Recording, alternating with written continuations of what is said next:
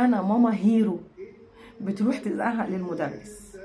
انا ماما هيرو محدش يقدر يكلمني، ده لو المستر او الميس قالوا لي كلمه ماما بتروح تطين عيشتهم. برافو عليكي، برافو عليكي ان انتي لغيتي قيمه المدرس من حياه ابنك.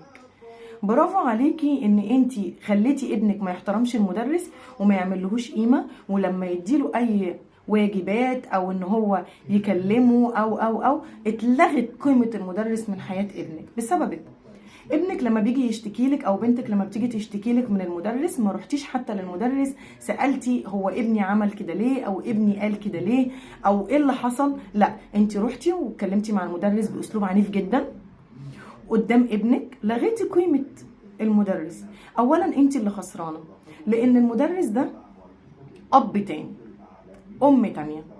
انت ممكن تكوني محتاجه توصلي رساله لابنك ومش عارفه توصليها له ازاي. ممكن بتتصلي بالميس او المستر او المدرس، بتكلميه وبتقولي له ممكن حضرتك تتكلم في ان هو بيعلي صوته عليا، ان هو مثلا ما بيصليش. ممكن حضرتك ان انت تتكلم في الموضوع ده، بيساعدك وبيتكلم وبيقول.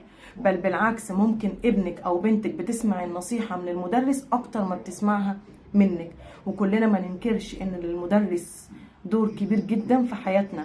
مين مننا مش فاكر مستر او مدرس او مدرسة اتكلمت في موضوع واحنا صغيرين ومش محفور جوه دماغه لحد دلوقتي؟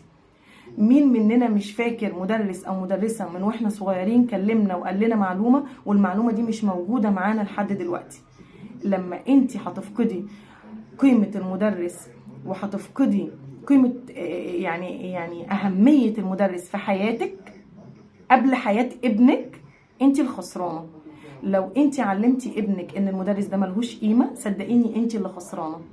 المدرس ده قيمة وقامة، صدقيني المدرس قيمة وقامة. ونفسي كل الامهات، ونفسي الفيديو ده بالذات يوصل لكل الناس.